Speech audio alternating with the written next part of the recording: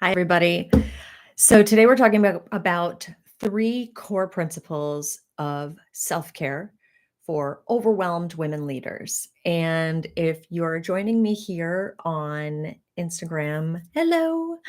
The first time ever I'm live streaming this simultaneously over on YouTube. I have no idea how it's going to work out, but I'm trying my best.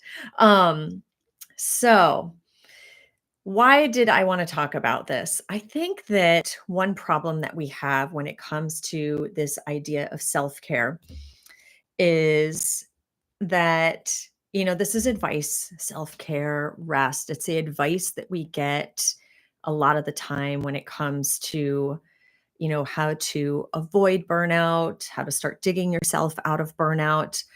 But I think that oftentimes this advice sounds really tired and out of touch with the reality of your life, especially if you are super busy, if you are a high achieving, career driven woman. The thought of adding more things into your life can feel it can just add to your overwhelm, right? So I have three main points that I want to touch on here today, but a couple things I want to try to like shift your perspective around is what exactly is self-care, right? It's not about, you know, the bubble baths and going to yoga and your Reiki and massages and mani-pedis, all of which can be awesome. And actually, all of those things can be part of what self-care means to you. But I want to just say this or just plant this seed that when it comes down to it, self care is really about how you are taking care of yourself, right? And that can look like a lot of different things. So, one question I'd pose to you right now is to just pause and ponder on that. What does that mean to you? What would it mean to be really taking care of you, of yourself, so that when you are showing up to work, you're able to give it your all, your actual all, not your 80%, because I know that you do want to give things your all. What would it look like to be taking care of yourself so that when you're showing up for your kids or your partner, your family in general, what would it look like to be able to be fully present?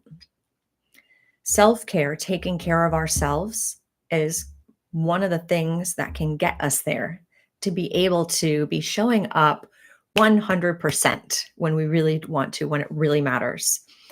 Um, I like to think of self-care in that way, and just also I like to think of it as, what is it that is going to keep me physically and mentally healthy? What is it that is going to keep you physically and mentally healthy? That's the other way that I think about self care. So, if we are thinking about what do we need to do to stay physically and mentally healthy so that we can show up 100% for all of the people and the things that matter in our life, how do we do that? Let's look at these basically three core principles that I want to share with you. One is that there absolutely is some self care that is foundational. And by foundational, I mean it literally serves as the foundation for your physical health, for your mental health, and for you being able to show up 110% or 100% rather. Um, and that foundational self care is food, sleep, and movement. These are the three core things when it comes to when I'm working with clients in Thrive. These are the three things that we focus on first before we get into all the other aspects of your life that could be leading, or like at the root causes of your burnout. We look at those three things because literally without that foundation of self-care, that foundation of basic health, it's really hard to be able to do anything else in our lives. We need to set a strong foundation.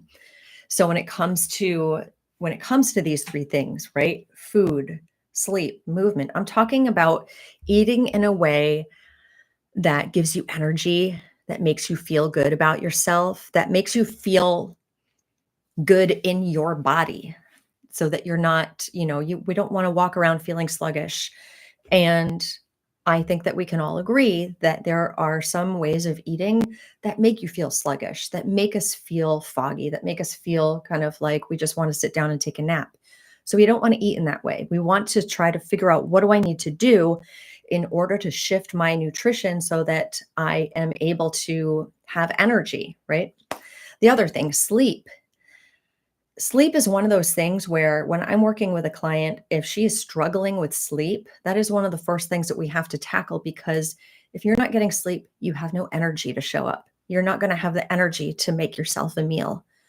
So, getting a good night's sleep, really for some of it, this will apply and some of you won't. Depends kind of what your perspective or what your mentality is on sleep and where you're at with sleep. Some women are not getting enough sleep because they are laying down to sleep at night and they can't, or because you're getting to sleep at night, but then you're waking up at 3 o'clock in the morning or something similar to that, and you can't get back to sleep. So that's one issue, right? Is fixing that. The other thing though is if you're not prioritizing sleep, if you're thinking, it's okay, I can get by on only 5 hours. I used to do this, by the way, when I was in grad school for many, many years. I thought I was fantastic that I could just I could get by on so few hours of sleep. You won't be able to do that for long. There's a limit to how long your body can take that sort of sleep deprivation. So if that is you, I challenge you to start prioritizing sleep and doing what you need to do in order to get to bed at night, so that you can be fully refreshed. And then finally, the other thing is movement, just moving our bodies. And that doesn't have to look crazy. It's just about intentionally working some sort of movement into your life. So maybe for some of you, that looks like taking a walk. Maybe for others, it looks like, going to that yoga class.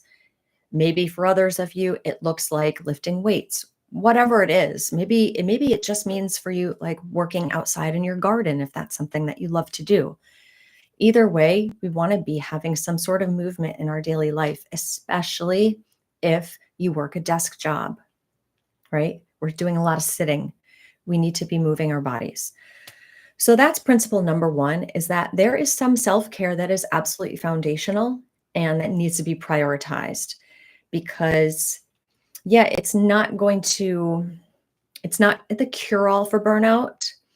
It's not going to, for many of us, it won't prevent burnout alone, but it's absolutely necessary.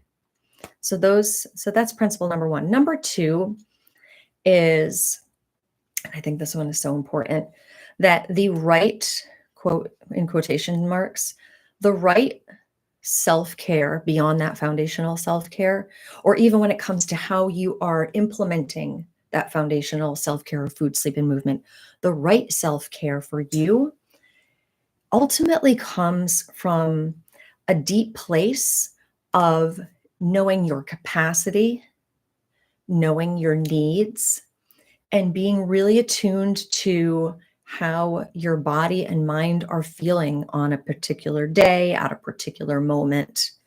That in itself, having that knowing of yourself, that is self-care. Basically, the more that you know yourself, the more that you can read your body, see what's going on, read your mind, notice how you're feeling, acknowledge it, and then say, what do I need? The more that you can acknowledge how you're feeling, the more that you know yourself, the better able you will be to know what you need in that moment or in that particular day in order to feel and perform at your best. This is where it kind of comes in, where there is no one size fit all. Only you can kind of answer this question for yourself. And kind of adjacent to this point, something I want to raise is that So often, when women, and I put myself in this category, absolutely, when we land in a place of burnout, um, part of the problem that we of us and part of the reason that we got there is that we haven't been doing this work of really acknowledging how am I feeling and what are my true needs. We've been ignoring our needs, and we've also maybe been disconnected from our bodies and our true selves. We live in, especially if you are, I think this is really true of women who are really career driven. It was definitely true for me that we live most of our lives in our minds, kind of making, like, seeing the analyzing, making up stories. Many of us, raise your hand if this resonates with you. You might engage in, analysis paralysis over all sorts of things at work and in your life.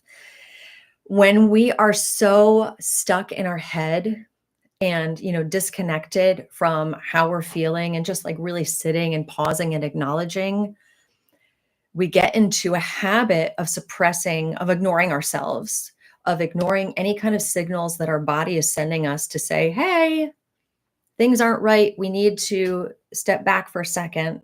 Where basically we get into this practice of ignoring our true needs, right?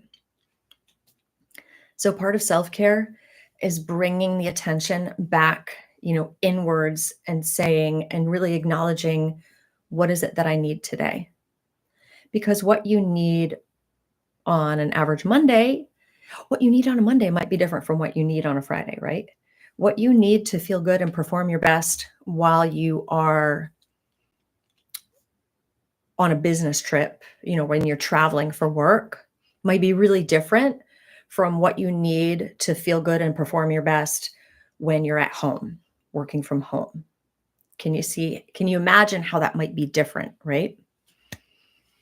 So, third core principle of self care for overwhelmed women is that self care can look, and then I guess I was already kind of easing into this point, but self care can look different for each person.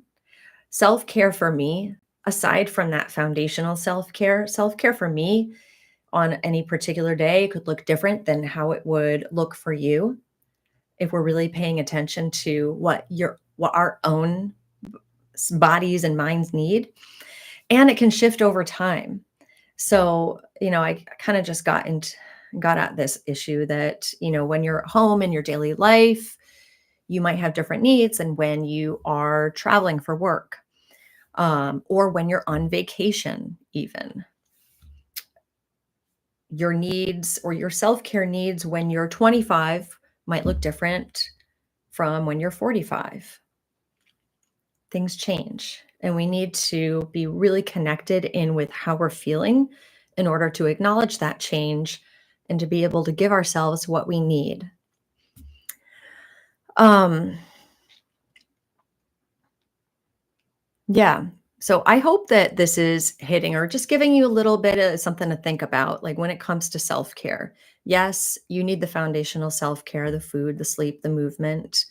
Um, but the other thing is that we really need to be paying attention to how we're feeling and just tuning in more closely. I think that is so important. It's one of the things that I support women with in Thrive, my one-on-one coaching program.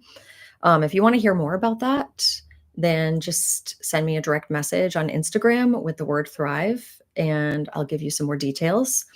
If you're listening on YouTube, I will put my email in the description and you can shoot me an email. It's hello@rooted.life.